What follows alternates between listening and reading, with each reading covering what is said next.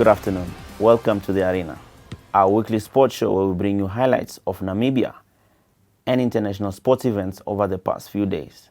My name is Enoke Kaumba, and in today's show, we look at some international cricket, hockey, soccer, rugby, as well as an exciting tournament that was launched by COSAFA. We start off with some cricket news. Namibia beat an emerging strong South African team at the T20 series. Helge Schutz was at the match and he compiled this for us. The Namibian Eagles completed an emphatic 91-run victory over the emerging South African side at the Wanderers Field on Sunday to win their T20 series 2-1. Namibia posted a huge total of 230 runs for 6 wickets off their 20 overs, with Zane Green scoring 63 of 38 balls, Gerard Erasmus 39 and JJ Smith 37. The visitors never got going and were eventually all out for 139, with Jason Smith scoring 35 and Jan Galim 34. For Namibia, Jan Freiling, Mauritius Ngupita and Michael van Lingen each took 2 wickets. On Saturday, JJ Smith was the star of the show as Namibia beat emerging SA by 5 wickets. The visitors scored an impressive 190 for 4 wickets, and when Namibia slumped to 36 for 3, a victory seemed highly unlikely. Smith, however, swung the match Namibia's way with a superb century. He scored 103 not out of only 45 balls, including 10 massive sixes and 3 fours, while Gerard Erasmus added 38 before Jan Freiling scored the winning runs off the last ball of the match. On Friday, Namibia got off to a losing start when the emerging SA team won the first T20 by 5 wickets. Namibia scored 167 for 5 wickets, with Craig Williams contributing 56 of 54 balls, Nicole Lofty-Eaton 37 and JP Kotze 20. It was never going to be enough as the visitors chased the target down for the loss of 5 wickets. Sinetembe Keshile scored 40 of 29 balls and Jason Smith 48 not out of 26 as they reached the target with 8 balls to spare. On to some hockey news now. The Benvindoek Indoor Hockey League got to a close over the weekend, with the Saints clinching the men's Premier League title and DTS the women's title. Here's a report of yesterday's finals. Saints retained the Bank Windhoek Indoor Hockey Men's Premier League title for the 4th year in a row after beating Windhoek Old Boys 6-3 in Sunday's final. But there was a change of the guard amongst the women, with DTS beating Saints 5-1 to win their first title in 8 years. In a fast-paced men's final, the result was still evenly balanced at half-time, with Saints holding a narrow 3-2 lead, but they upped the tempo after the break to eventually run out comfortable winners. For Saints, Bryn Kleek and Fagan Hansen each scored 2 goals, and Isaac Fallis and Dakota Hansen 1 each, while Ernest Jacobs scored 2 and Nico Jacobs 1 goal for Old Boys.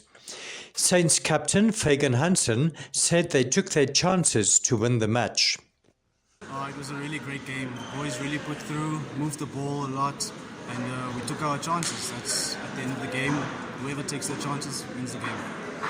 It was quite close at a stage. I think it was 2-2 and then 3-2. What made you pull it through in the end, would you say? I just told the boys that we have to take it chukka by chukka, restart by 0-0, and we just had to move the ball. If we move the ball, they can't score goals. So. Great, and the 4th year in a row that you've won the title, so how do you feel about that? It's brilliant. Defending champions, it's really exhilarating actually. After, my personal view, we lost 2 finals already, PSI and the Indo-Africa Cup, but this one we definitely had to win and we pulled through. In the women's final, Saints were also aiming for their 4th successive league title, but their dominance was broken as DTS completed a comprehensive victory. Arina van Rensburg gave them the lead midway through the 2nd quarter after a fine pass by Maggie Mango, and they tightened their grip on the game to go 3-0 up after 2 short corner goals in quick succession by Caitlin Gillies. Dania Meyer opened Saints' account with a field goal, but Arina van Rensburg scored a second for DTS, while a short corner goal by Anthea Kutsia sealed a convincing 5-1 victory. After the match, DTS captain Maggie Mango said it was an amazing achievement. Amazing.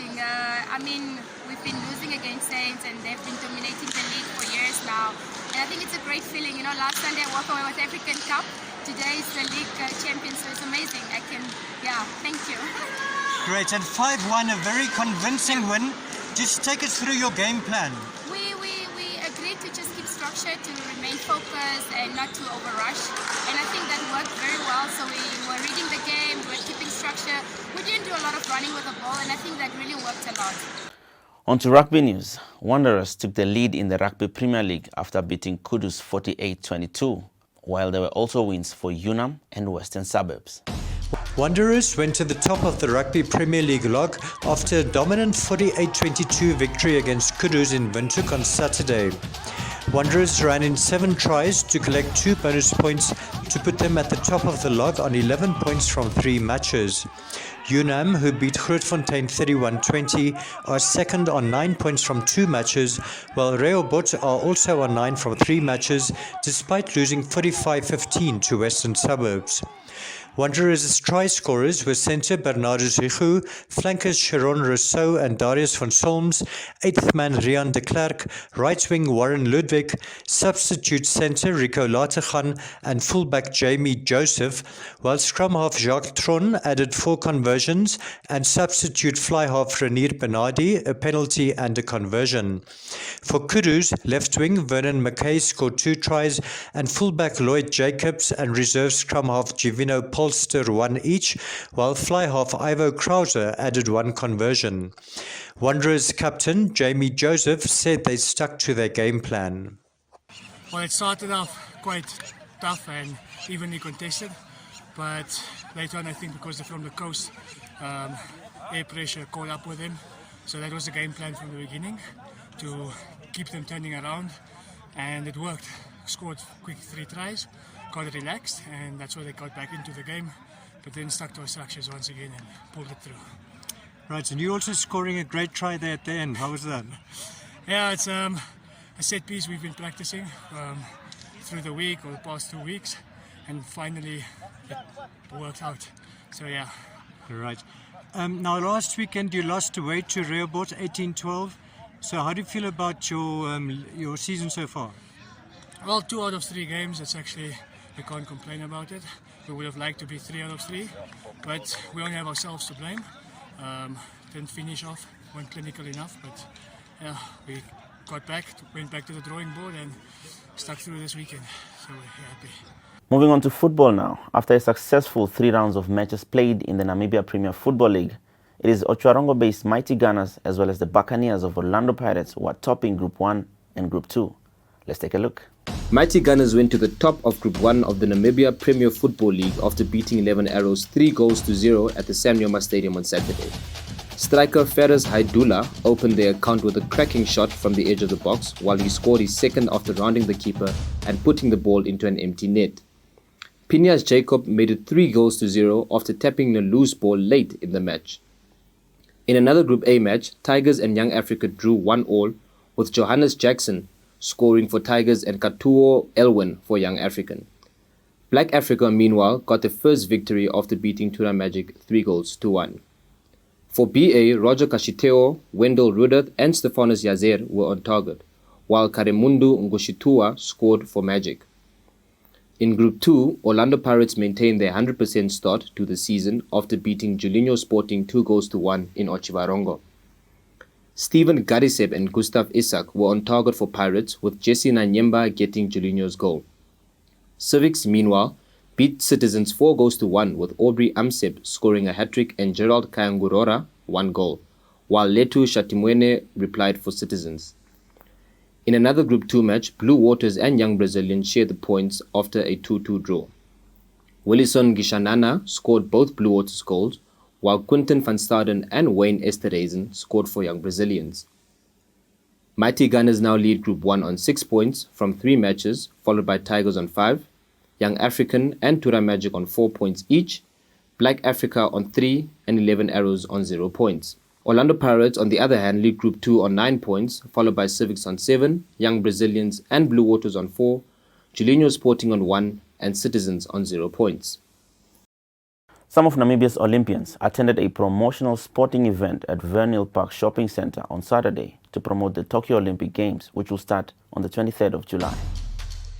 The Namibian National Olympic Committee held a promotional event for the 2021 Tokyo Olympic Games at Van Hill Park on Saturday morning.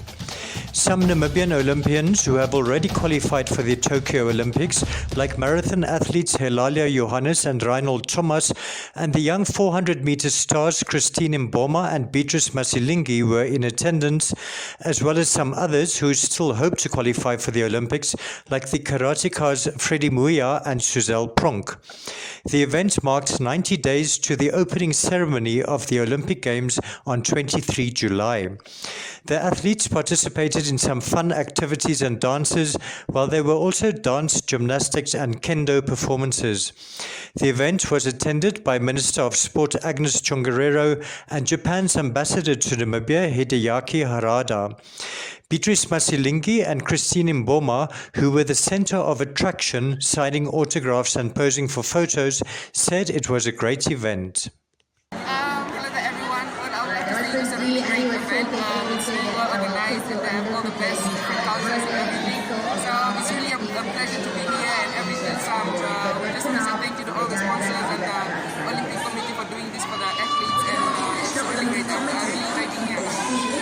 Right, and you were the center of attraction with so many fans. How did that feel? To be honest, it's a really great feeling to see that you have the support from your nation and everything. It shows that they love us and everything. So I'm really happy to be there and it's a really great feeling to be here. Great. And Christine, how was this event for you? It was great event. I really enjoyed the event. It was so interesting event. Right, and you must be excited about the Olympics coming up. Yeah, I guess I'm excited, but I still have to work hard. Like, I have to train hard for the Olympic, to prepare for Olympics. So what is your aim? Do you think you can reach the final maybe? I cannot say anything now because Olympics is a big competition. Okay, thanks. And Beatrice, you are doing the 200 and the 400 at the Olympics. What is your aim? Well, I'm just trying to do my best and everything, so I'm just gonna have fun and just enjoy the sport. Great, well, good luck. Thank you. Women's football in the Southern African region received a big boost last week when COSAFA launched the COSAFA Women's Champions League. The tournament will serve as a qualifier for the first ever CAF Women's Champions League, and Namibian champions Tura Magic among the 8 participants in the inaugural tournament.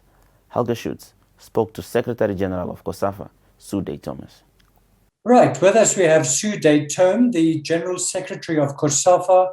Sue, thank you very much for joining us, and you've got very exciting news to share with us.